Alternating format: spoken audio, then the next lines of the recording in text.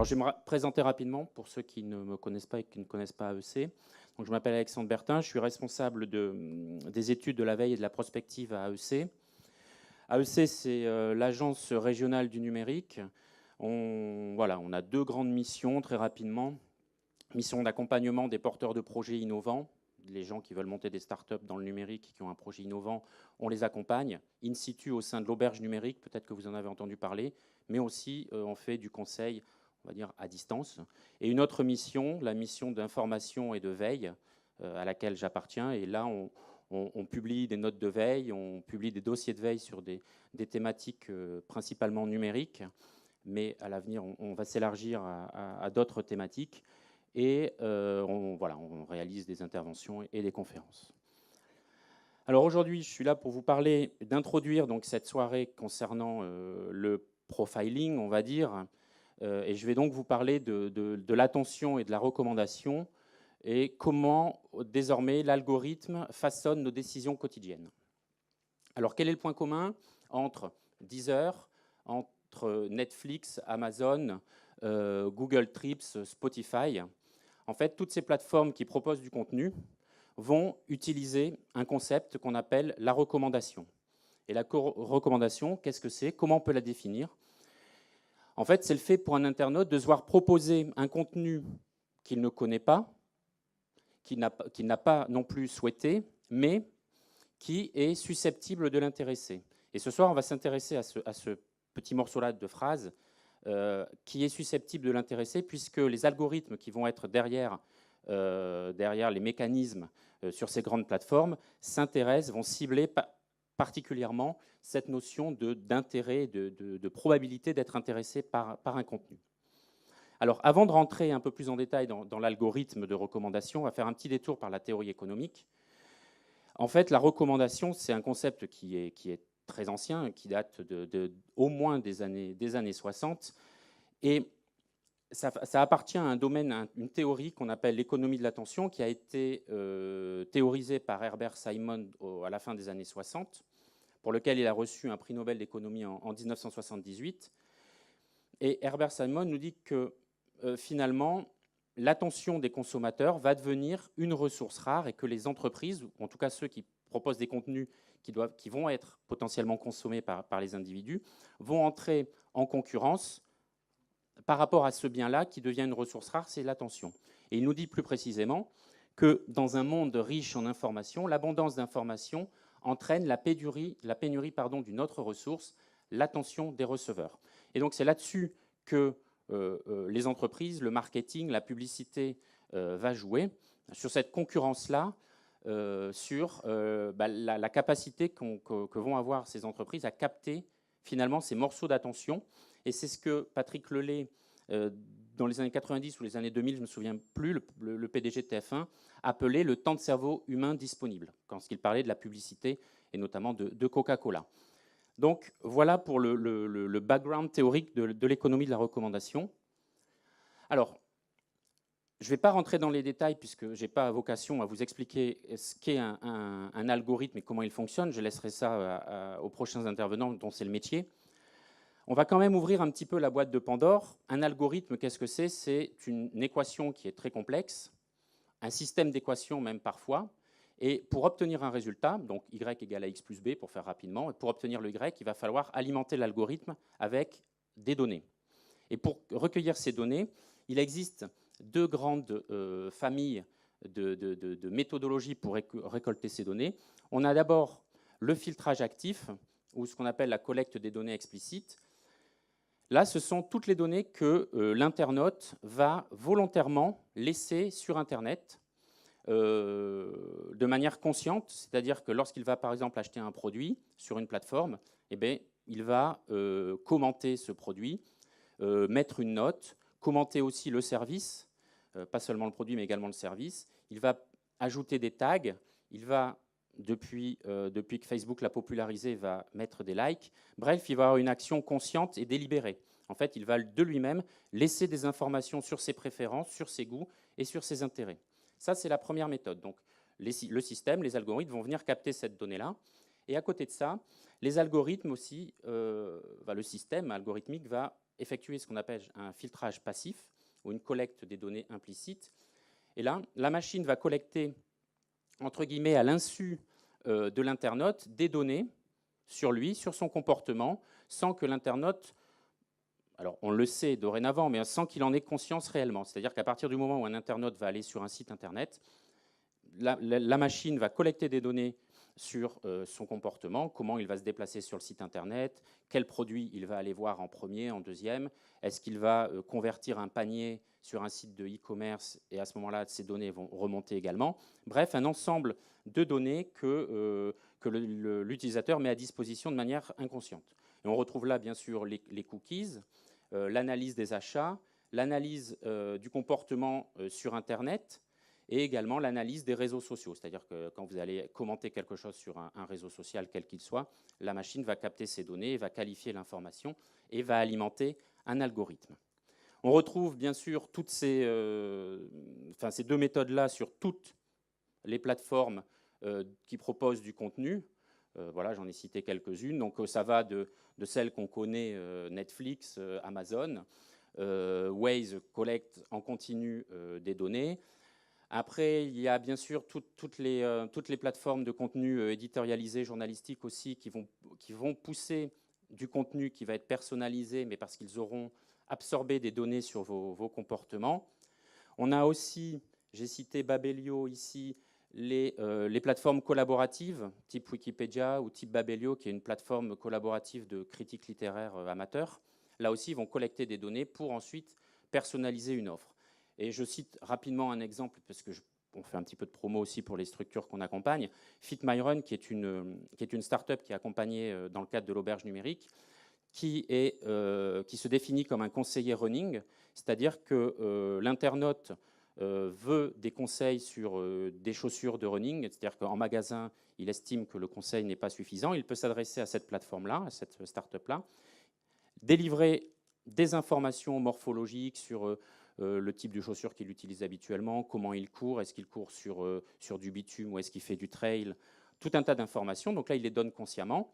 Et FitMyRun va lancer un algorithme de recommandation qui va crawler tout ça, qui va comparer à des informations génériques qu'il aura collectées sur les chaussures de running et va faire matcher le bon type de chaussures avec les caractéristiques personnelles. Donc voilà comment ça fonctionne. Alors je ne sais pas si vous aurez accès au PowerPoint. Sur le logo Google, j'ai mis un lien derrière qui permet d'accéder à un article récent qui explique comment Google capte vos données, capitalise sur vos données. Donc c'est un article, je crois que c'est paru dans Siècle Digital, mais je ne suis pas sûr, qui est très intéressant. Voilà, mais en tout cas, toutes les plateformes utilisent au moins ces deux types de recueils de données. Il existe aussi d'autres recueils de données, notamment avec les objets connectés. Donc voilà. Alors une fois qu'on a collecté la donnée, on va l'injecter dans ce grand système d'équations que sont les algorithmes. Mais là, il va falloir choisir le type d'algorithme qu'on va utiliser pour pousser vers l'utilisateur le contenu qui lui correspond le plus, ou en tout cas qui se rapproche de ce qu'on pense être ses goûts. Alors, l'algorithme le plus simple, entre guillemets, hein, pas techniquement, je ne sais pas, ça je ne peux pas le dire, mais en tout cas, c'est l'algorithme de recommandation personnalisée.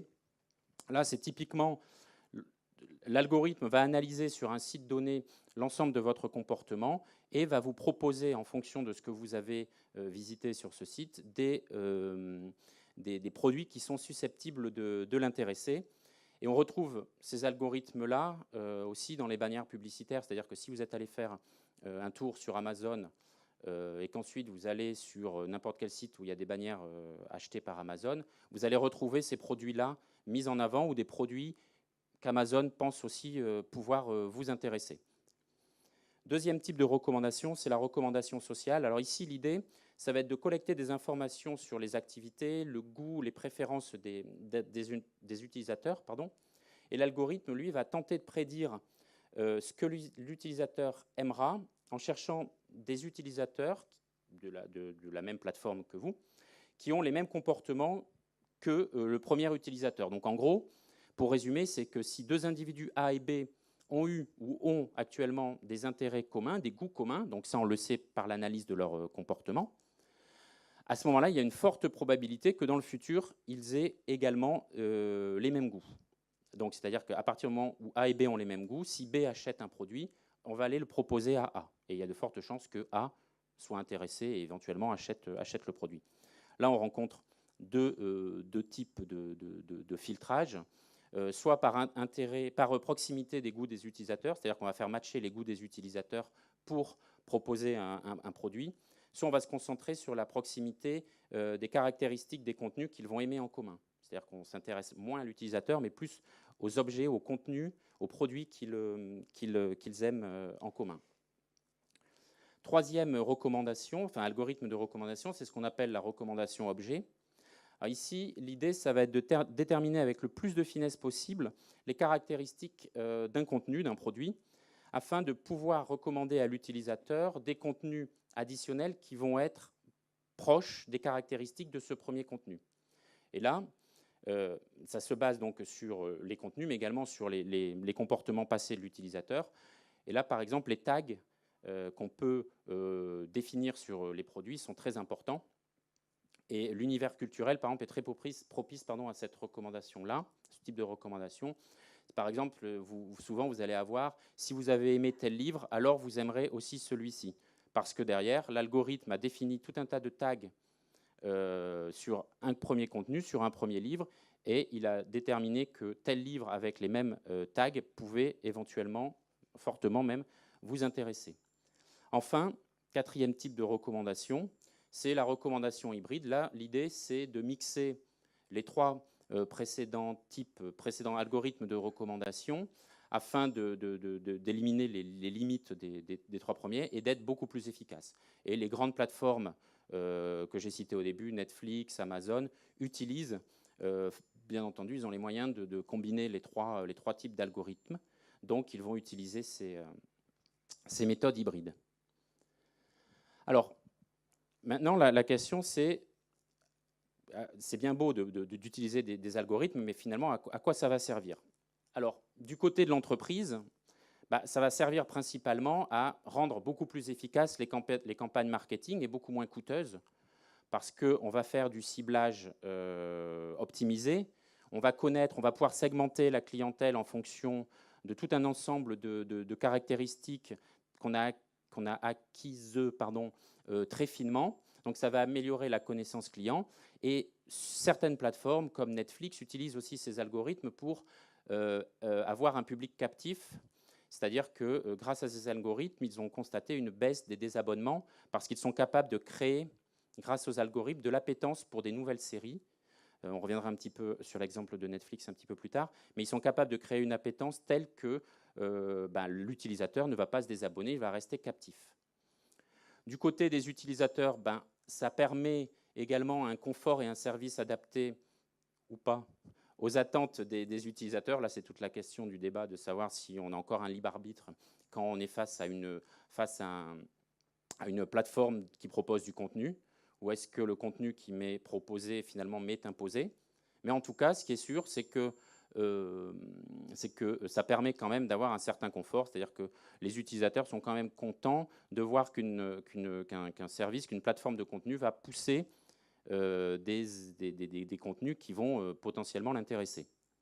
Mais ça a toutes les médailles ont un revers, donc là les critiques, vous allez voir, elles sont un peu plus nombreuses que les points positifs. Critique principale, c'est que ça peut enfermer l'utilisateur dans ce qu'on appelle une bulle cognitive, une bulle de filtre, une bulle filtrante, bref, ça a plein de noms. C'est-à-dire qu'à force de connaître parfaitement l'utilisateur, ses goûts, de prédire ses goûts et finalement de se rendre compte que les prédictions se révèlent bonnes, on va enfermer l'utilisateur dans une bulle de laquelle il va avoir du mal à sortir. C'est-à-dire qu'on va lui proposer des contenus qui lui correspondent de plus en plus finement, et celui-ci ne va plus être confronté à des informations qui auraient pu potentiellement l'intéresser, mais qui ne correspondent pas finalement à ses caractéristiques et à ce que l'algorithme a fait remonter. Donc ça nuit au butinage finalement qui était l'essence d'Internet, c'est-à-dire qu'au début Internet c'était génial parce qu'on pouvait cliquer de lien en lien, naviguer sur la toile et découvrir des choses dont on ignorait l'existence et qui nous intéressaient. Et ça nuit également au comportement du consommateur, puisque l'intérêt d'avoir un magasin physique, c'est aussi de pouvoir déambuler dans les rayons plutôt que d'aller directement acheter un jean, ce modèle de jean-là, et c'est tout. Donc, première critique de l'algorithme, c'est cette bulle cognitive. Alors, il existe de nombreuses critiques, je ne les citerai pas toutes. Souvent, il y a des distorsions de la recommandation. Alors ça, avec les progrès dans l'algorithme, les intervenants suivants, sans doute, l'expliqueront peut-être mieux que moi. Ces distorsions ont tendance à diminuer, mais pour autant, elles existent. C'est-à-dire qu'il peut y avoir des biais d'attribution. Vous pouvez avoir acheté sur Amazon, par exemple, un livre qui ne vous était pas destiné, mais ça, l'algorithme ne le sait pas. Et par exemple, vous pouvez avoir acheté un livre pour votre grand-mère ou pour votre petite nièce. Et Amazon va continuer à vous proposer, si vous avez acheté un album de Martine, par exemple, vous allez être bombardé de propositions de tous les albums de Martine, mais également de toutes les BD pour les petites filles, alors que vous n'êtes plus intéressé. Ça, l'algorithme, il ne peut pas le prévoir. L'algorithme est aussi en difficulté face à des goûts éclectiques. C'est-à-dire que si vous aimez à la fois les films d'horreur, mais les films à l'eau de rose, que vous écoutez Céline Dion et que vous écoutez également AC/DC, ça se peut, l'algorithme il va être un petit peu paumé face à ça et il va plus savoir comment se comporter avec vous. Et du coup, il va être un petit peu perdu. Donc c'est des difficultés qui sont sans doute en passe d'être résolues ou en tout cas qui doivent être facilement intégrées dans les nouvelles formules algorithmiques. Mais en tout cas, elles existent. Problème de aussi la scalability, c'est-à-dire qu'il existe des milliards de données et que les algorithmes ont besoin de beaucoup de puissance pour pouvoir tourner. Et certains algorithmes ont quand même du mal à traiter des volumes de données trop importants. Problème également, alors ça peut peut-être vous concerner, c'est ce qu'on appelle le démarrage à froid, c'est-à-dire qu'un utilisateur, lorsqu'il va arriver sur une plateforme pour la première fois, l'algorithme ne sait rien de lui. Donc que faire, que lui proposer? Et là, souvent, le parti pris de l'algorithme, en tout cas des gens qui sont derrière l'algorithme, des développeurs, c'est de lui pousser les contenus qui sont les plus populaires, qui peuvent être très éloignés de leur goût. Et du coup, le problème, c'est que ça peut avoir un effet déceptif et que la personne qui arrive sur ce site et qu'on lui pousse, je ne sais pas moi, le dernier Dan Brown, alors que lui, il aime les albums de Martine à la plage, il va avoir un effet déceptif et il va sortir du site et peut-être ne pas revenir. Et enfin, la rareté, c'est une combinaison de plusieurs choses, mais en gros, le contenu est tellement énorme sur Internet que l'indexation est très compliquée et qu'il y a quand même beaucoup de contenu qui n'est pas noté, qui finalement n'existe pas sur Internet. Et en fait, ces contenus-là, ils restent invisibles malgré tout. Et c'est compliqué pour un algorithme de faire remonter des contenus qui ont très peu de tags, très peu de notes. Voilà, donc l'algorithme a un petit peu de mal.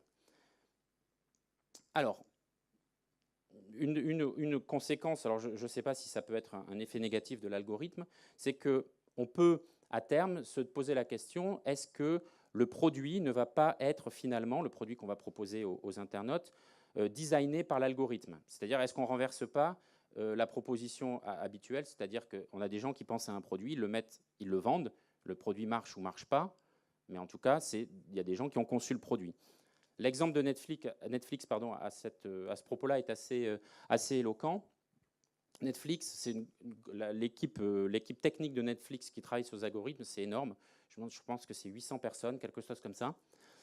Netflix, qu'est-ce qu'ils ont fait? Ils ont pris tout le catalogue existant de Netflix et ils ont créé pour chaque genre, chaque contenu, pardon, des tags. Ils ont posé des tags et ils ont à disposition un catalogue de près de 77 000 tags. C'est-à-dire que chaque contenu dispose de 30, 50 tags. Chaque utilisateur est également tagué en fonction de son comportement avec tout un ensemble de tags. Et en analysant ces tags, en faisant tourner les algorithmes, en fait, typiquement, ils aboutissent à des tags comme celui-ci. Donc ça, finalement, c'est plus... Oh merde, pardon, excusez-moi. Non, mince, le suspense. À ce type de tag, donc quirky TV shows featuring a strong female lead, c'est-à-dire une série télé excentrique qui met en avant, enfin, dont le premier rôle est une femme qui a un charisme important. Donc voilà, et à partir de ça, ben, qu'est-ce qu'ils ont fait? Tout simplement, ils ont réfléchi et ils se sont dit, eh bien, on va répondre à la demande des gens, c'est-à-dire qu'on va faire matcher tous ces tags ensemble. Et pour la série House of Cards, par exemple, Neil Hunt, qui travaille donc dans cette section algorithmique, nous dit qu'ils savaient, grâce aux données qu'ils avaient donc collectées, qu'ils avaient un public qui était prêt pour un drame politique, donc un tag, qui se passerait à Washington, donc pas ailleurs, à Washington et pas ailleurs, avec une storyline dramatique, donc pas du tout d'effet comique ou quoi que ce soit dans cette série-là. Et ils étaient, et là c'est important aussi, ils étaient capables d'identifier dans la base les personnes qui étaient susceptibles d'être intéressées par cette série. C'est-à-dire qu'ils avaient finalement, grâce à l'algorithmie, le canevas de la série, savoir que c'était un drame politique qui se passerait à Washington et avec une storyline dramatique, bon c'est un peu redondant mais voilà, et surtout ils étaient capables de viser les bonnes personnes dans leur campagne de recommandation. C'est-à-dire que les personnes qui étaient sensibles finalement à ces mots-clés-là allaient se voir proposer en priorité House of Cards dans les listes de diffusion. Je ne sais pas si vous utilisez Netflix ou pas, mais vous avez des propositions, des recommandations, et House of Cards arrivait toujours en premier. Alors, Netflix produit un catalogue de contenu vidéo impressionnant, mais il produit également ses propres séries, donc House of Cards, mais également Orange is the New Black, donc qui correspond finalement à cette baseline là-haut, Narcos et la dernière en date, Stranger Things. Donc en fait, toutes ces séries-là, elles ont été, alors pas entièrement conçues par l'algorithme, parce qu'il y a quand même des gens qui travaillent derrière au scénario, mais en tout cas, elles ont été optimisées en vue d'être un succès. Alors je n'ai pas mis de lien là parce que j'ai oublié de le mettre, mais il y a un très bon article d'Hubert Guillot dans Internet Actu qui date du 25 ou du 26 octobre, qui explique, mais vraiment très en détail, comment fonctionne Netflix, beaucoup plus loin que ce que je le fais là. C'est un article qui est assez long, mais qui est vraiment très intéressant pour voir comment l'algorithme et le système algorithmique de Netflix fonctionne, même si Netflix dévoile peut-être 10% de ses algorithmes.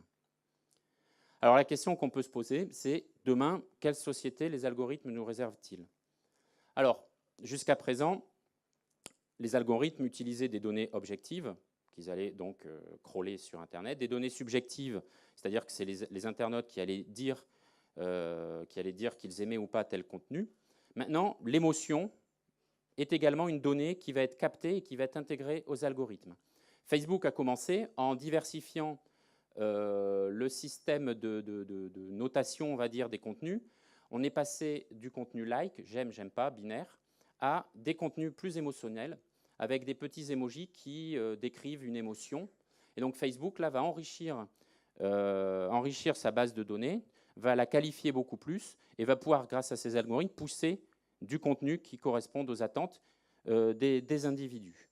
Neurokif, qui est une société française basée à Nantes, elle a conçu un casque qui marche comme un électroencéphalogramme, c'est-à-dire que vous allez porter le casque, vous allez être mis en situation avec diverses situations émotives, et le casque va capter vos émotions, en fait, va capter ce qui se passe dans votre cerveau, et va qualifier une émotion, et donc enrichir là aussi les bases de données, permettant ensuite de faire des recommandations basées non plus sur des données objectives et subjectives, mais des données qu'on ne peut pas exprimer et qu'on ressent. Et donc là, on a un vrai enrichissement des algorithmes de recommandation.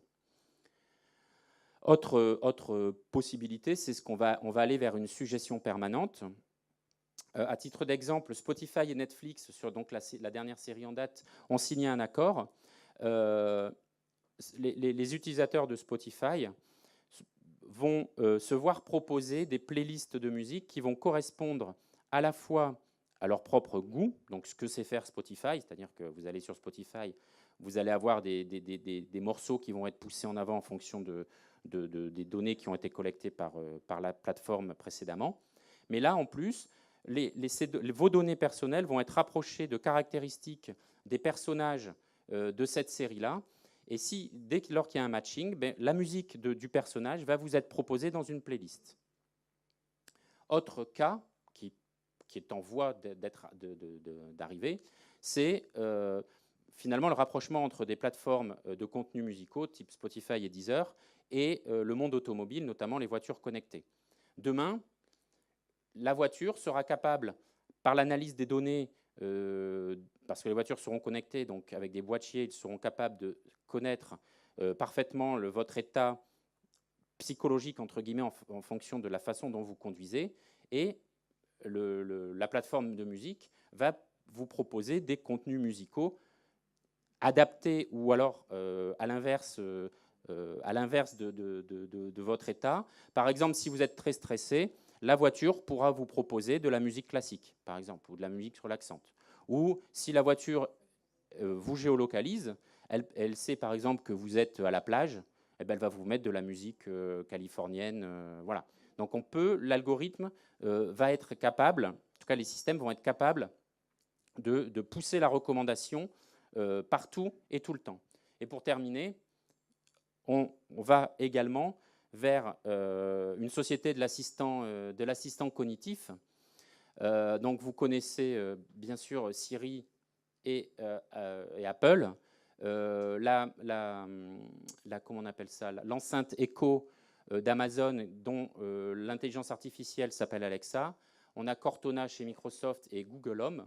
Et en fait, ici aussi, ce sont les algorithmes qui vont finalement dicter, ou du moins vous conseiller au quotidien, en captant, parce que finalement, ces éléments-là vont être connectés avec l'ensemble des éléments d'une maison, d'une cuisine. Et par exemple, si l'enceinte Echo est reliée à votre frigo, par exemple, l'intelligence artificielle Alexa va pouvoir analyser ce qu'il y a dans votre frigo et vous proposer des menus adaptés à ce qu'il y a dans votre frigo. Donc les agents conversationnels vont entrer en communication avec vous et les algorithmes vont être capables de vous pousser au quotidien des choses que vous devriez en tout cas faire. Ou voilà, Alexa pourrait être capable de dire que vous mangez trop gras et qu'il va falloir réduire votre apport en calories parce que dans votre frigo vous avez beaucoup de fromage ou beaucoup de produits qui sont très gras. Voilà. Et donc potentiellement, on peut se diriger vers une société où c'est l'algorithme qui va dicter nos comportements au quotidien. Merci beaucoup.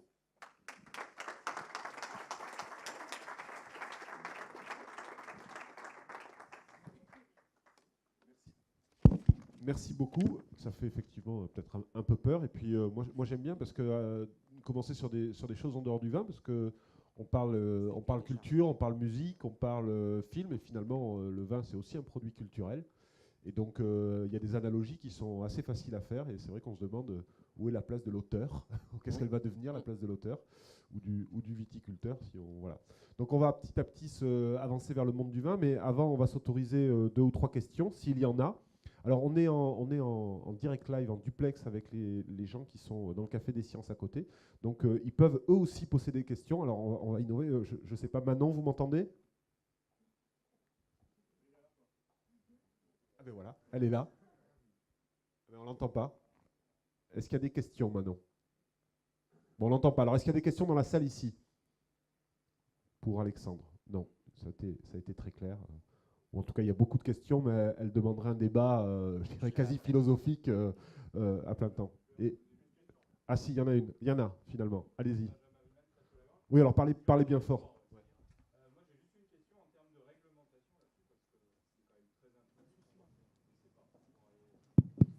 Ça marche. Alors, il y a la RGPD qui est en train d'arriver, là, le règlement européen qui va, bien entendu, encadrer tout ça. C'est pour l'instant un peu le flou, c'est un peu la foire d'empoigne. Voilà, donc c'est plus ou moins... Alors moi, je n'ai pas de compétences juridiques particulières. Peut-être que d'autres intervenants pourront répondre plus précisément à cette question. Mais en tout cas, là, on va vraiment vers une réforme de la gestion de la donnée personnelle qui devrait encadrer le traitement des données personnel sur Internet. Oui, ce que disait Stéphane Rochon de la Technopole Unitech, il disait aussi que ça ne se passe pas en France. C'est-à-dire qu'en plus, on est, voilà, la plupart de ces sociétés dont on a parlé sont effectivement aux États-Unis ou ailleurs d'ailleurs. Je dis aux États-Unis, peu importe, mais et donc la législation française n'a que peu d'impact là-dessus. Manon, alors, puisque vous nous entendez, vous pouvez... Alors oui, je suis en direct du Café des Sciences. Y a-t-il des questions au Café des Sciences? Pas de questions? Bon, il y a peut-être une question à l'intérieur de l'auditorium. Alors, il y avait une autre question, je crois, là-bas. On va passer le micro pour que tout le monde puisse entendre. C'était par là aussi, non? Non, il n'y avait pas de question ici? Ou c'était toi, Vincent, qui avait une question? Et il n'y a plus de questions, alors? Non, ben, finalement... Alors, Bernard a une question. Merci. Quels sont les grands fournisseurs d'algorithmes? Parce que ça vient de la recherche, vous nous l'avez dit, ça vient de la recherche mathématique. Est-ce que en France on est très bon, très bon dans l'informatique? Est-ce que ça vient de chez nous? Alors oui, on a des sociétés qui travaillent, qui sont spécialisées dans la fourniture d'algorithmes. Les plateformes comme Deezer, par exemple, travaillent avec des startups. Alors c'est ce qu'on peut encore appeler ça, des startups, en tout cas avec des entreprises françaises qui, alors je sais qu'il y a Mediego qui travaille sur l'algorithmie de prédiction. Voilà, donc il y a des acteurs en France. D'ailleurs, il y aura des témoignages après de l'entreprise ultra locale, pour le coup, qui travaille là-dessus. Donc on a en France des entreprises qui font de l'algorithme. Et voilà, en Aquitaine, on a de quoi aussi être fiers. Merci beaucoup. Allez, une dernière, mais rapide, parce qu'on est déjà en retard, et si on veut manger à la fin... Bonjour, merci beaucoup. J'aurais voulu savoir justement concernant la bulle qui enferme les gens dont vous parliez. Est-ce que la bulle filtrante, oui, merci, est-ce que justement, en général, les entreprises ont aussi intérêt à enfermer les gens, ou est-ce qu'elles ont intérêt à les sortir, ou est-ce que ça dépend des cas, ou alors est-ce qu'on ne sait pas encore? Alors, les entreprises travaillent aussi à faire sortir les gens de cette bulle cognitive. Par exemple, régulièrement, Netflix, quand finalement la bulle se réduit autour d'un utilisateur, Netflix va pousser des contenus qui sont peut-être un peu déroutants pour l'utilisateur, enfin pour la personne qui va regarder les contenus, mais qui peut éventuellement aussi intéresser. Donc je sais que les entreprises certes, certaines entreprises ont intérêt à garder finalement captif un individu sur un environnement proche, parce qu'elle peut finalement beaucoup plus optimiser ses campagnes,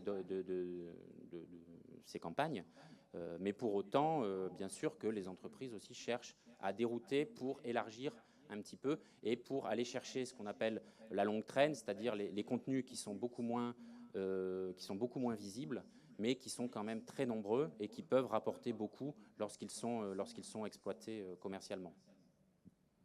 Très bien, merci beaucoup. Après les questions, vous pourrez lui poser lors du cocktail. Donc merci beaucoup. On va enchaîner avec le deuxième intervenant. Je voulais au passage remercier Web Vidéo Production. C'est eux qui nous assurent toute la logistique. Ils se sont bien débrouillés au dernier moment pour assurer la retransmission en direct de la salle à côté, pour diffuser en direct sur Facebook, etc. Ils ont été très réactifs, donc merci à eux. Voilà, un peu de pub pour une entreprise locale aussi.